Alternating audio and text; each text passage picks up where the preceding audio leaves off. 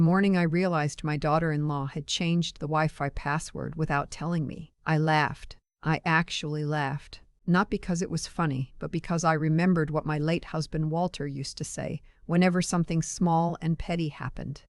Elaine, that's just the opening act. He was right, as usual. Even from wherever he is now. I should back up. My name is Elaine. I'm 67 years old. I taught third grade for 31 years in Dayton, Ohio. And I make the best apple butter this side of the Mississippi. Or so Walter told me every single fall for 42 years. He passed away 18 months ago. Pancreatic cancer. 6 weeks from diagnosis to the end. The kind of fast that doesn't give you time to say half the things you need to say. After the funeral, after the casserole stopped coming and the sympathy cards stopped arriving, and the silence in our house became something with actual weight, my son called. "Mom," he said, "Kristen and I have been talking. We want you to come live with us. The kids would love having you around. You shouldn't be alone in that big house." His name is Kevin. He's 41. He works in commercial real estate and coaches his son's Little League team on weekends. And when he was 9 years old, he cried for an hour when our dog Biscuit got hit by a car. He has a good heart. I believed that then. I still believe it now, honestly. Even after everything, I think good hearts can be squeezed into unfamiliar shapes by the wrong person. His wife, Kristen, is 38. She's an office manager at a dental practice. Very organized, very precise about things like whose turn it is to unload the dishwasher and whether the throw pillows on the couch are facing the right direction. We had always been polite to each other, friendly even, in the way that you can be friendly with someone when you only see them at Thanksgiving and Easter and the occasional birthday party. Living together is a different language entirely.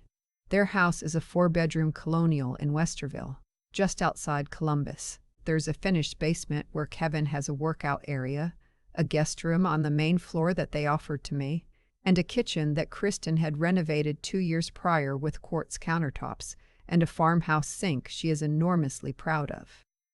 I sold my house in Dayton. That was my first mistake, and I want to be honest about it here because I think it matters. I didn't rent it. I didn't keep it as a backup. I sold it, took the equity, about $190,000 after everything, and opened a high-yield savings account, telling myself that money was my cushion, my independence, my security. Walter always said, keep your options open. I thought I was doing that. I wasn't. The first few months were genuinely nice. I helped with the grandchildren, my grandson Tyler, who was 8, and my granddaughter Nora, who was 5. I walked them to the bus stop. I helped with homework. I made apple butter. Kristen seemed pleased. Kevin seemed relieved. I felt useful in a way I hadn't since Walter got sick. Somewhere around month 4, the temperature changed. I couldn't point to the exact moment. It was like the way a room gets cold in October. You don't notice the single degree dropping each day until one morning you reach for a sweater. Kristen started closing the kitchen when she was cooking. Not literally closing it, but positioning herself in a way that made it clear the space was hers. I started eating breakfast earlier, before she came downstairs, just to avoid the particular silence that had developed between us. It was the kind of silence that has a whole conversation inside it. Then came the conversation about expenses. Kevin sat me down one evening while Kristen was giving the kids baths. He was uncomfortable, kept turning his wedding ring around his finger, which he does when he's anxious. He said they'd been looking at their budget, that costs had gone up, utilities especially, and they were wondering if I could contribute something monthly toward household expenses. I thought that was completely fair.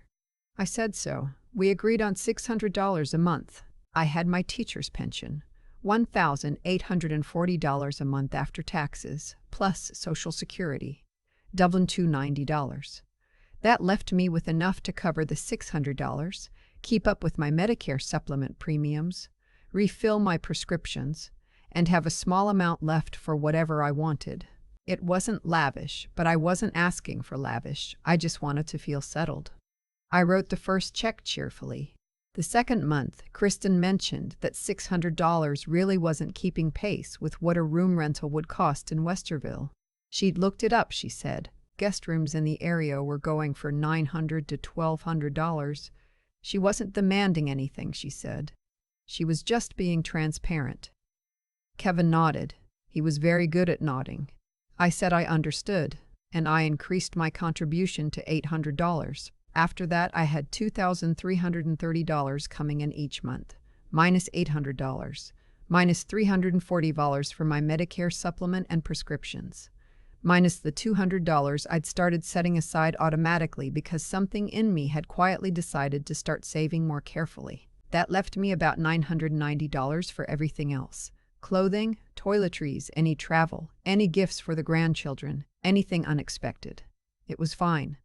I told myself it was fine.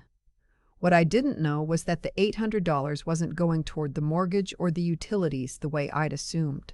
I found that out later. I'm getting there. The Wi-Fi password was changed in February. When I asked Kevin about it, he looked genuinely baffled for a second, then said Kristen had probably just updated it for security reasons and handed me a sticky note with the new one. I thanked him and let it go. The next week, I came downstairs at 9 in the morning to find my regular spot at the kitchen table. The seat by the window where I'd gotten into the habit of doing the crossword with my coffee, occupied by a large basket of Kristen's craft supplies. She'd taken up macrame. The basket stayed there for the next 3 weeks. I moved to the living room. The living room had good light in the mornings, too. I wasn't going to make a fuss over a basket. There is a particular indignity in being a woman over 60 in a house that isn't yours, walking on eggshells so thin you can feel your own heartbeat through your soles. You start to edit yourself constantly. You don't mention when the TV is too loud at 11 at night. You don't say anything when your good hand cream disappears from the guest bathroom. You fold yourself up smaller and smaller, trying to take up the right amount of space. And the trouble with that is there's never a right amount. The target keeps moving. My name from Dayton, her name is Carol. She has been my closest friend for 22 years, and she tells me the truth without wrapping it up first. Called me in March and asked directly how things were going. I said fine, and she said Elaine, in the tone that means she knows I'm lying. I said it was an adjustment. She said an adjustment for whom?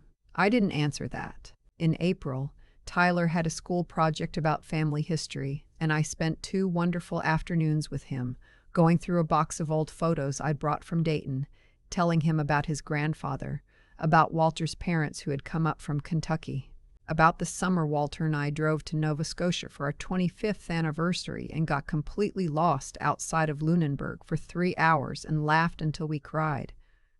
Tyler listened with his whole body the way young children do. It was one of the best weeks I'd had since Walter passed. Kristen came home on the second afternoon to find the photos spread across the dining room table. She didn't say anything directly. She stood in the doorway for a moment, then said she needed the table cleared for dinner.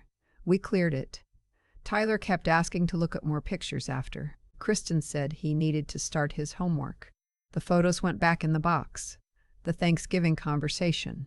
I think of it now as the Thanksgiving conversation, though it was really more of an ambush, happened the weekend before the holiday. Kevin and Kristen had invited her parents, her brother and his family, and a couple of friends over. I had offered weeks earlier to make my cornbread dressing and 2 pies, same as I always did at our family Thanksgivings. Kristen had said, "That sounds great." The Wednesday before Thanksgiving, I was in the kitchen by 7 in the morning, already working on the cornbread base, when Kristen came downstairs in her bathrobe and told me she'd actually decided to do a fully catered meal this year. She'd ordered everything from a place in Dublin. The food would arrive at 2. I looked at the cornbread batter in the bowl in front of me. She said she hoped I hadn't gone to too much trouble. She said she'd told Kevin to let me know. Kevin had not let me know. I said I'd just make the pies then. We'd have extra dessert, no problem. She said they were also getting dessert from the caterer. I put the cornbread batter in the refrigerator, took my coffee upstairs, and sat on the edge of my bed for a long time looking at the framed photo I keep on the nightstand of Walter and me at Tyler's baptism. Walter had his arm around me and he was squinting into the sun and grinning the way he always grinned in photos, like the camera had caught him in the middle of the best day of his life. Elaine, I could almost hear him. That's still just the opening act. He was right again. I came downstairs an hour later, smiled through the whole meal, complimented the catering, made small talk with Kristen's mother, who is a perfectly pleasant woman from Akron who grows dahlias. After dinner, while everyone was in the living room, I overheard Kevin and Kristen in the kitchen. The door wasn't fully closed. I wasn't trying to listen. I simply stopped walking. Kristen was saying she thought it was time to have a more serious conversation about the arrangement, that it wasn't sustainable long term, that her mother had been suggesting a very nice place in Gahanna. She named it Maplewood Court. Looked it up later. It's an assisted living facility, and that Kevin needed to start thinking about what was realistic. Kevin said he wasn't ready to have that conversation. Kristen said she's 67, Kevin, not 90. She could be here for 20 more years. The way she said it, the way she said she, as if I were an appliance they'd taken in that had turned out to be too large for the space. Kevin said they'd talk about it after the holidays. I walked back to the guest room. I sat down at the small desk where I keep my laptop, and I opened a browser window and I looked up Maplewood Court in Gahanna. It was $4,800 a month for a standard room. They offered what they called memory care and transition support. I didn't need memory care. I was doing the New York Times crossword in pen. But here's what that number told me. $4,800 a month, compared to the $800 a month I was paying Kevin and Kristen. I understood, suddenly, the arithmetic of what I represented to them. Not as a mother. Not as a grandmother who walked children to the bus stop and told them about their grandfather. As a line item that needed to be optimized. I called Carol that night. I told her everything. She listened without interrupting, which is not her default. So I knew she was taking it seriously. When I finished, she said, "What do you need?" I said I needed to think clearly and stop feeling sorry for myself. She said that was reasonable and asked what I was going to do. I said I was going to be very, very quiet for a while. Here is what I did in the 3 weeks after Thanksgiving. I called my financial advisor, a woman named Shirley who has been managing my accounts for 12 years and who does not panic. I explained the situation. She said I had options. My $190,000 in savings was untouched. My monthly income was secure. I was not financially trapped. I had believed myself to be, but that was a story I'd absorbed from the atmosphere in that house, not a fact. I made an appointment with a real estate attorney to understand exactly where I stood regarding the sale of my Dayton home and any recourse I might have for the informal housing arrangement I'd been in. The attorney, a patient, methodical man named Douglas, who had an impressive collection of snow globes on his windowsill, reviewed everything and confirmed that my $800 monthly payments constituted informal rent with no legal documentation protecting me. He also confirmed something I had not known. Kristen had, at some point in the previous 4 months, added herself as a contact on my pension correspondence, not my beneficiary. My correspondence contact. A small thing. A preparatory thing. The kind of thing someone does when they're starting to arrange someone else's future for them. I asked Douglas what I should do about that. He told me to contact my pension administrator directly and remove her. I did it from his office. I found an apartment. This took me 10 days. There's a 55 and older community in Worthington, just 20 minutes from Kevin's house, called Birchwood Commons. 2 bedrooms, in-unit laundry, a community room where they do yoga on Tuesday mornings, and a book club on alternate Thursdays, and a small patio where I could put a container garden.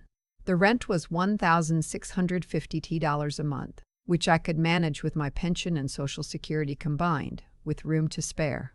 I put down a deposit on a Saturday morning while Kevin was at Tyler's Little League game and Kristen was at the gym. I began moving things quietly, not sneaking. I want to be precise about that. I was not sneaking through my own life, but I was deliberate. I moved the box of photographs to Carol's house when I visited her one afternoon. I moved my grandmother's quilt and the small cherrywood box where I keep Walter's watch and our wedding photo. I moved the things that were irreplaceable first. The second week of December, I sat down and wrote a letter. Not an angry letter. I've had 67 years to learn that anger in a letter, gives the other person something to argue about, and I didn't want an argument. I wanted to be clear.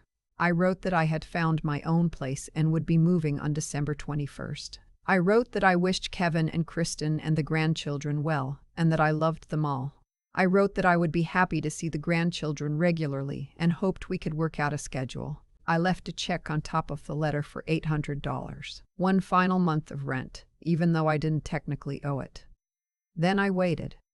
On December 21st, a Saturday, a moving company I'd hired came at 8 in the morning. Two men named Pete and his coworker, whose name I've already forgotten, but who had a very impressive forearm tattoo of a hummingbird.